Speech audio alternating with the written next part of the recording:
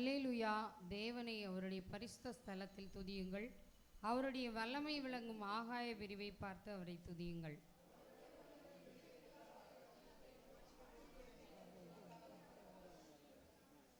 எக்கால தொனியோடே அவரை துதியுங்கள். வீணையோடும் சுரமண்டலத்தோடும் அவரை துதியுங்கள்.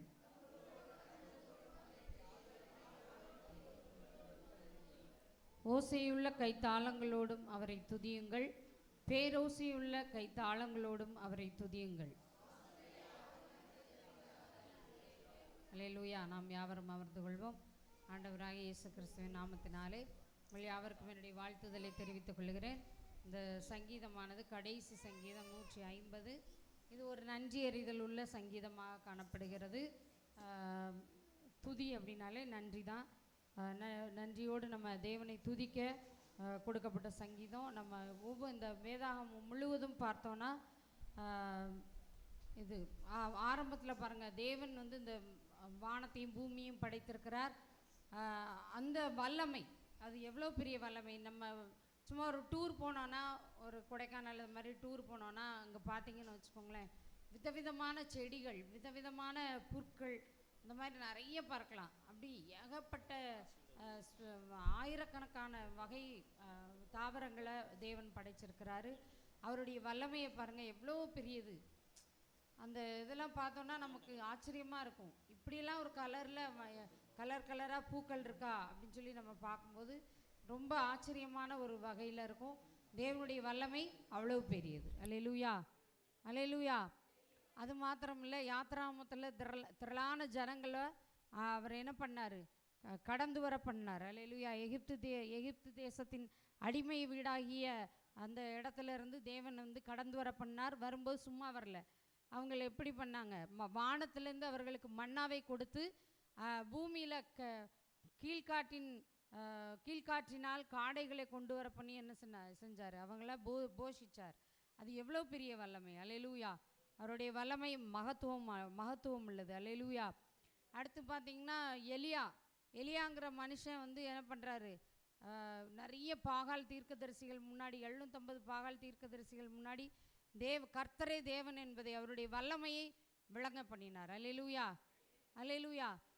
அக்கினியை மேலேருந்து இறக்கி அதை என்ன செஞ்சார், அந்த தேவனுக்கு கொடுத்த பலிகளை அக்கினியினால் உத்தரவு கொடுக்கும்படியாய் தேவனுடைய வல்லமையை விளங்க பண்ணார். அல்லேலூயா. தானியேலின் புஸ்தகத்தில் பார்க்குறோம், தேவன் தானியேலை சிங்கத்தின் வாய் நின்று விடுவித்தார். அப்புறம் அந்த சூளைகள், நெருப்பு சூளையிலிருந்து அந்த சாத்ராக், மேஷாக், ஆபேத் நேகோ என்பவர்களை விடுதலையாக்கினார். இப்படி அவருடைய வல்லமையை சொல்லிக்கொண்டே போகலாம். புஸ்தகம் முழுவதும் அநேக வல்லமைகள். சங்கீதம் எழுதின அந்த தாவீதினுடைய வாழ்க்கையில் கூட பார்க்குறோம், கோலியாத் என்கிற மனுஷனை தேவனுடைய வல்லமையினால் வீழ்த்தினார். அல்லேலூயா, அல்லேலூயா. எதுக்கு நான் இப்படி சொல்லிகிட்டே இருக்கேன்னு கேட்குறீங்களா? இதில் தேவனுடைய வல்லமையை குறித்து அவருடைய வல்லமையான கிரியைகளுக்காக அவரை துதியுங்கள் அப்படின்ற வசனம் வந்திருக்கு. அந்த வசனத்துக்காக தான் ஒவ்வொரு வல்லமையாக சொல்லிகிட்டு இருக்கேன். ஒவ்வொரு காரியங்களும் அது புதிய ஏற்பாட்டின் காலத்தில் பாருங்கள், குருடர்களுக்கு செவிடர்களுக்கு பார்வையடையும்படி செய்தார், செவிடர்கள் கேட்கும்படி செய்தார், குருடர்கள் பார்வையடையும்படி செய்தார், மரித்தோரை உயிர்த்தெழும்படி செய்தார். அநேக காரியங்கள் அவருடைய வல்லமை விளங்கிற்று. அல்லேலூயா. கடைசியாக பாருங்கள், அவர் சிலுவையில் அவருடைய ஜீவனை கொடுத்து 3ஆம் நாளிலே உயிர்த்தெழும்போது அந்த வல்லமை, டுனாமிஸ் வல்லமை, அவ்வளோ பெரிய வல்லமை. இதற்கெல்லாம் நாம் நன்றி சொல்லுகிறவர்களாக காணப்படணும். அல்லேலூயா. சுவாசமுள்ள யாவும்னா உயிரோடு இருக்கிற ஒவ்வொருத்தரும் தேவனுக்கு நன்றி சொல்லுகிறவர்களாய், அவருடைய வல்லமைக்கு நன்றி சொல்லுகிறவர்களாய் காணப்படணும். நம்முடைய வாழ்க்கையில் அநேக தேவனுடைய வல்லமையை நம்ம உணர்ந்திருக்கோம். அல்லேலூயா. அநேக வல்லமைகளை நாம் உணர்ந்திருக்கிறோம். அந்த வல்லமைக்காகவும் தேவனை நன்றியோடு துதிப்போம். நன்றியோடு துதித்து இந்த சங்கீதத்தை முடிப்போம். எங்களை மிகவும் நேசிக்கிற நல்ல தகப்பனே, நன்றியோடு துதிக்கிறோம், சோதரிக்கிறோம். சுவாசமுள்ள யாவும் கர்த்தரை துதிப்பதாக என்று சொல்லப்பட்டிருக்கிறபடி நாங்கள் யாவரும் உம்மை துதிக்க கடமைப்பட்டிருக்கோம். சுவாமி அப்பா, உம்முடைய வல்லமை பெரிது ஆண்டவரே. உம்முடைய வல்லமை விவரிக்க முடியாதது ஆண்டவரே. எங்களுக்கு கற்பனைக்கும் எட்டாத வல்லமையை கொண்டிருக்கிறவர் நீர் ஆண்டவரே. அதற்காக நன்றி செலுத்துகிறோம். எங்களுடைய வாழ்க்கையிலையும் உம்முடைய வல்லமை விளங்க பண்ணுகிறீர். அதற்காக உமக்கு நன்றி செலுத்துகிறோம். ஒவ்வொரு நாளும் உம்முடைய வல்லமையை எங்களோடு கூட கடந்து வர பண்ணுகிறீர். அதற்காக நன்றி சுவாமி. எங்களுடைய தேசம் ரட்சிக்கப்படட்டும். அப்பா ஸ்தோத்திரம் ஸ்தோத்திரம் ஸ்தோத்திரம். எங்களுடைய ஜனங்கள், எங்களுடைய தமிழ்நாட்டின் ஜனங்கள்லாம் ஆண்டவரே பாதுகாக்கப்படட்டும். ஆண்டவரே ஸ்தோத்திரம். எங்கள் புதிய அமைச்சரவைக்காக ஆண்டவரே ஜெபிக்கிறோம்.